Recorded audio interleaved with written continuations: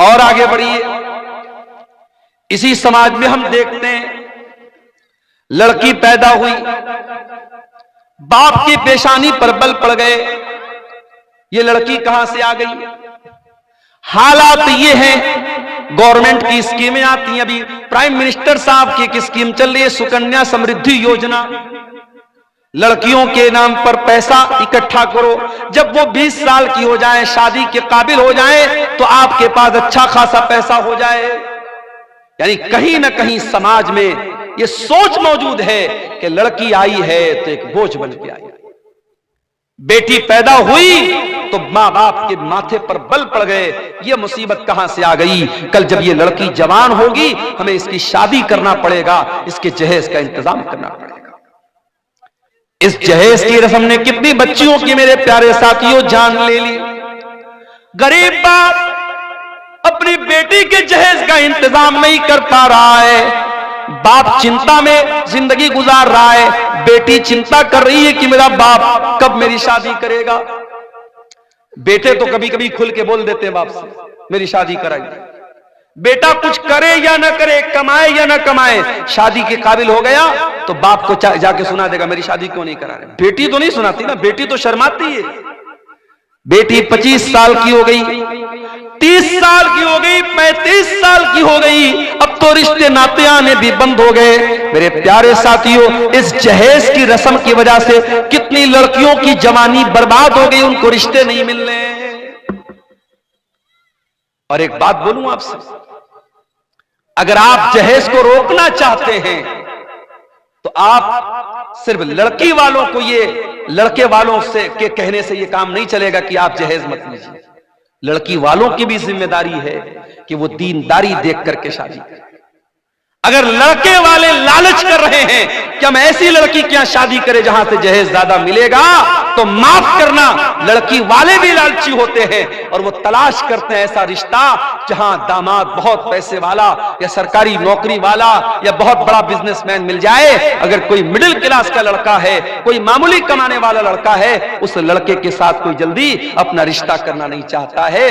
ताली दोनों हाथ से बजती है मेरे प्यारे साथियों। जहेज की इस गंदी रस्म के लिए सिर्फ लड़के वाले दोषी नहीं हैं, लड़की वाले भी दोषी हैं। अगर लड़के वाले मोटी रकम, जहेज के नाम पर मोटी रकम तलाश कर रहे हैं, तो लड़की वाले भी उसी हिसाब से दामाद तलाश कर रहे हैं।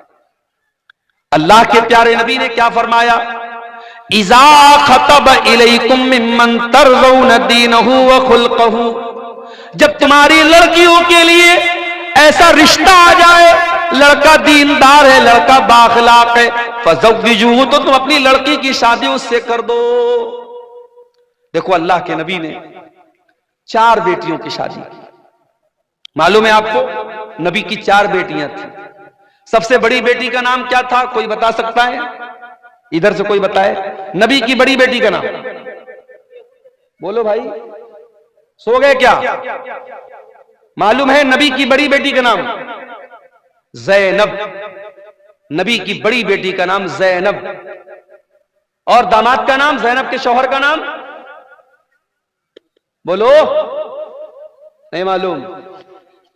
क्या तकरीर सुनते हैं आप लोग?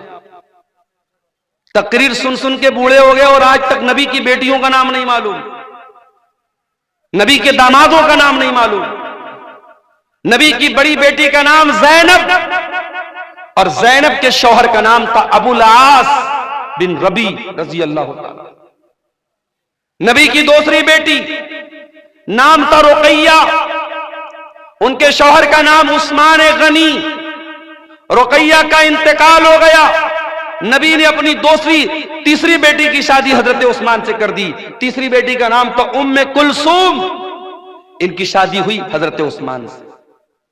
दुनिया में हजरत उस्मान इकलौते ऐसे इंसान हैं जिनकी शादी में, जिनके निकाह में नबी की 2 बेटियां आई हैं। और रुकैया, उनकी भी शादी हुई और रुकैया का जब इंतकाल हुआ तो उम्मे कुलसूम की शादी हजरत उस्मान गनी से।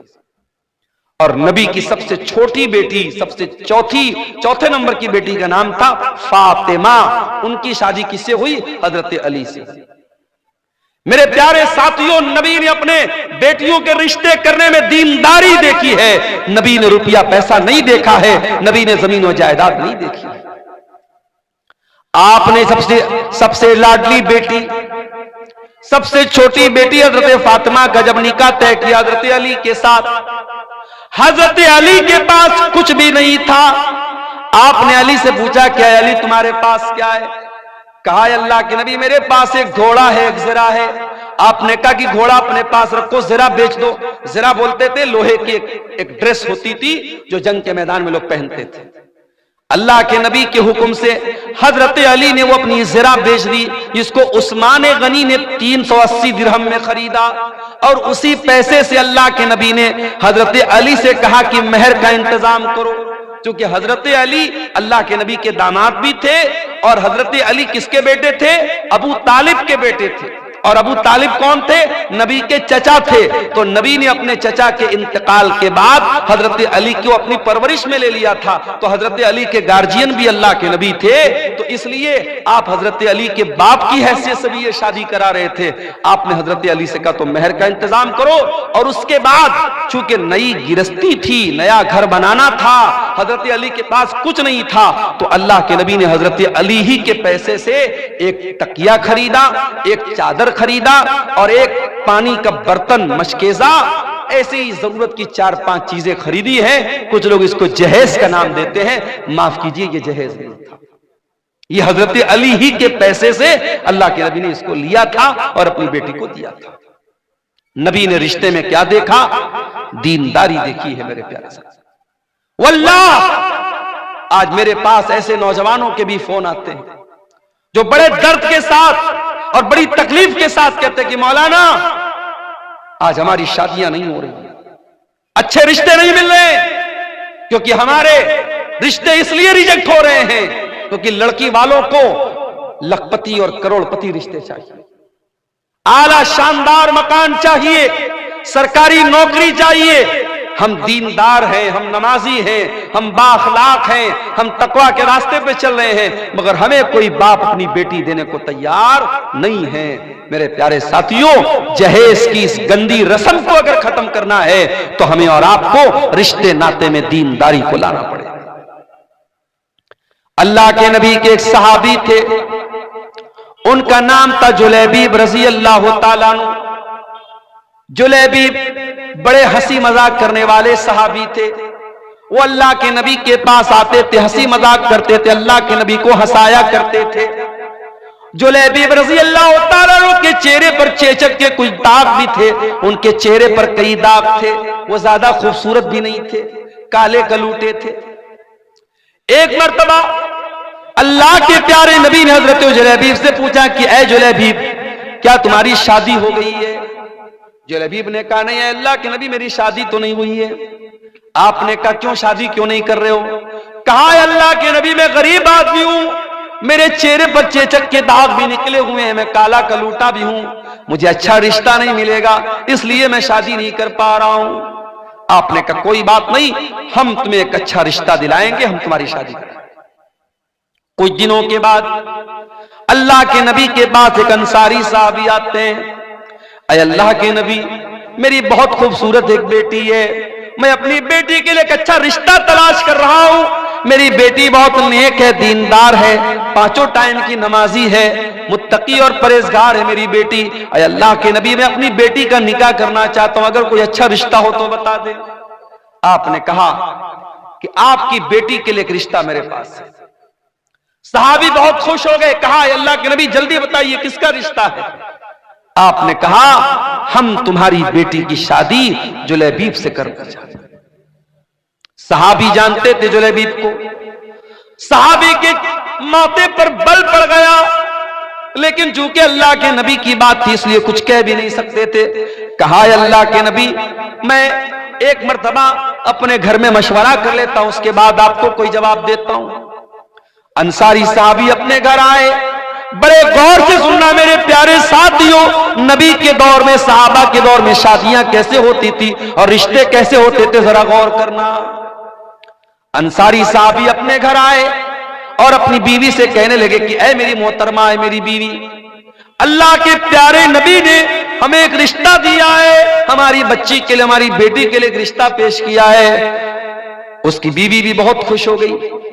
कहा किसका रिश्ता पेश किया? अल्लाह के नबी ने। कहा है मेरी बीवी, अल्लाह के प्यारे नबी ने हमारी बेटी के लिए जुलैबीब का रिश्ता पेश किया है। वो औरत भी जानती थी जुलैबीब बड़े काले कलूटे साहबी हैं, उनके चेहरे पर दाग है और वो गरीब भी हैं। कहा कि नहीं नहीं, हमने बड़े अच्छे अच्छे रिश्तों को ठुकरा दिया है, हम अपनी बेटी की शादी जुलैबीब से नहीं कराएंगे।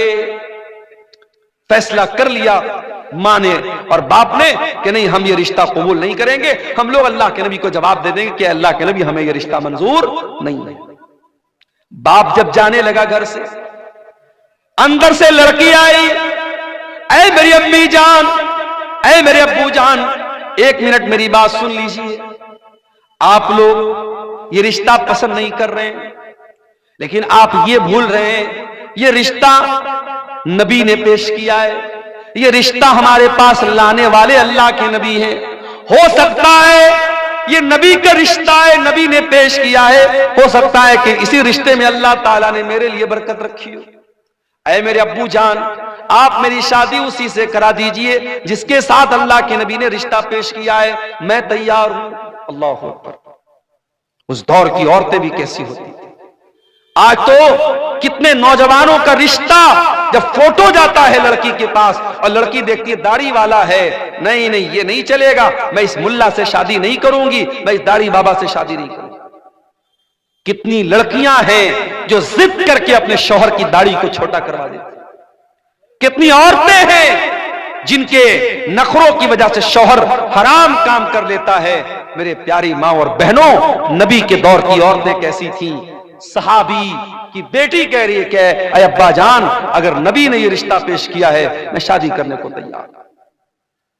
सहाबी अल्लाह के नबी के पास आते हैं और पूरी बात बता देते हैं, अय अल्लाह के नबी, मुझे और मेरी बीवी को तो ये रिश्ता पसंद नहीं आया था और हम तो ना करने वाले थे, मगर मेरी बेटी ने कहा कि अगर ये रिश्ता अल्लाह के नबी ने पेश किया है तो मुझे ये रिश्ता मंजूर है और मेरी बेटी शादी करने को तैयार है। अय अल्लाह के नबी, मैं तैयार हूं आप शादी के लिए, आप शादी की तैयारी कीजिए। जब नबी ने सुना कि लड़की इतनी दीनदार है और इतनी अल्लाह और उसके रसूल की बात मानने वाली है, आपने दुआ की, अल्लाहुम्मा बारिक लहा फी ऐशिहा वला तजअल ऐशहा कद्दन कद्दा।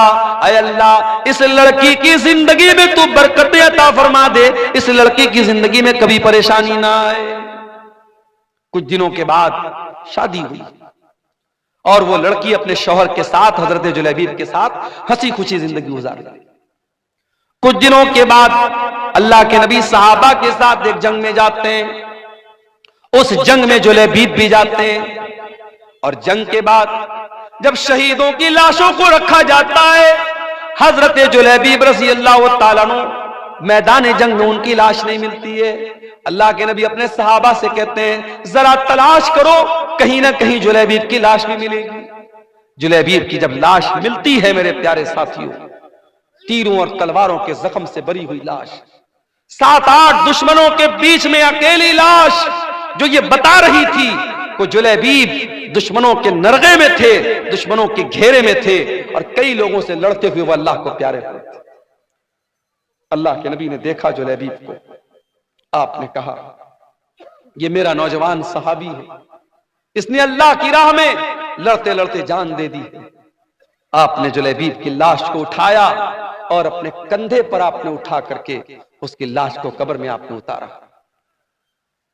दुनिया के जनाजे के लिए चारपाई आती है, दुनिया के जनाजे को लोग अपने कंधों पे लेके जाते हैं और जुलैबीब की लाश को अल्लाह के नबी अपने कंधे पे लेके जा रहे हैं और आपने अपने हाथों से कब्र में उतारा और आपने दुआ की, ऐ अल्लाह, मैं इस बंदे से राजी था और तू भी इससे राजी हो जा।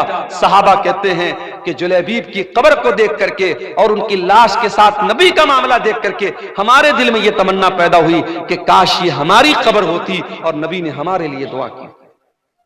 और उसके बाद जब जुलैबीब का इंतकाल हो गया तो हमें तारीख और सीरत की किताबें ये बताती हैं कि जुलैबीब की वो जो बेवा औरत थी, जो उनकी बेवा खातून थी, वो अल्लाह की राह में सदका और खैरात बहुत ज्यादा करती थी, जबकि आम तौर से बेवा औरतों के पास माल की किल्लत होती है, माल की कमी होती है, मगर अल्लाह ताला गैब से रोजी देता था उस औरत को जिस औरत ने अपने शौक और अरमान को कुर्बान किया था, नबी की और अल्लाह की इताअत करते हुए जिसने कहा था कि मैं जुलैबिब के साथ निकाह करने को तैयार हूं, और जिसके लिए नबी ने दुआ की थी कि अल्लाह तो इसकी जिंदगी में बरकत अता फरमाना। उस औरत की जिंदगी में वाकई बरकत पैदा हुई, और मदीना में अगर कोई बेवा औरत सबसे ज्यादा अल्लाह की राह में सदका और खैरात करती थी तो सहाबा कहते हैं जुलैबिब की बेवा औरत।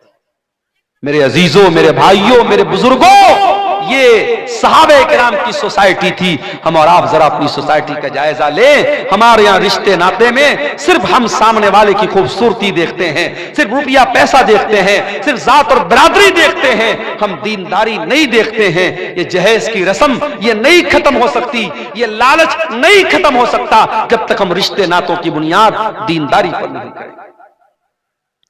इसीलिए अल्लाह के नबी फरमाते हैं तुन कहुल मरा तुल अरबईन, जब औरत का निकाह होता है 4 चीजें औरत के अंदर देखी जाती हैं, ले मालिहा वले हसबिहा वले जमालिहा वले दीनिहा। कुछ लोग औरत का माल देखते हैं, कुछ लोग औरत का खानदान देखते हैं, कुछ लोग औरत की खूबसूरती देखते हैं, और कुछ लोग औरत की दीनदारी देखते हैं। फज़फर बिज़ातिद्दीन, अल्लाह के प्यारे नबी फरमाते हैं कि ओ लोगों, तुम दीनदार औरत को अपने घर में लेकर के आ जाओ, कामयाब हो जाओगे। दीनदार औरत को अपने घर में लेके आओ, कामयाब हो जाओगे। मेरे प्यारे साथियों, आज घरों में सास और बहू के झगड़े हैं, देवरानी जेठानी के झगड़े हैं, ननद और भाभी के झगड़े हैं, हर घर में फसाद है, हर घर में बिगाड़ है। क्यों? क्योंकि हमने खूबसूरती तो देखी है, हमने लंबा चौड़ा जहेज तो हमने देख करके शादी कर ली, हमने दीनदारी नहीं देखी है। दीनदारी को तरजीह दीजिए, दीनदार बाप की दीनदार बेटी को अपने घर में लाइए, इंशाअल्लाह बरकत होगी। मेरे अजीजों, आज समाज की इस्लाह की अगर आप बात करें, शादी ब्याह में आज हमारे यहां बहुत सारे मामला गड़बड़ चल रहे हैं। इसी सीमांचल के इलाके में मुझे लोगों ने बताया बाकायदा आज भी कुछ गांव ऐसे हैं जहां शादियों में डीजे तक बजता है, गाना तक बजता है। और इसी हिंदुस्तान की सरजमीन पर मुख्तलिफ इलाकों का दौरा करते हुए मैंने महसूस किया है कि हम मुसलमानों में शादी ब्याह को लेकर के बहुत बुरी बुरी रस्में।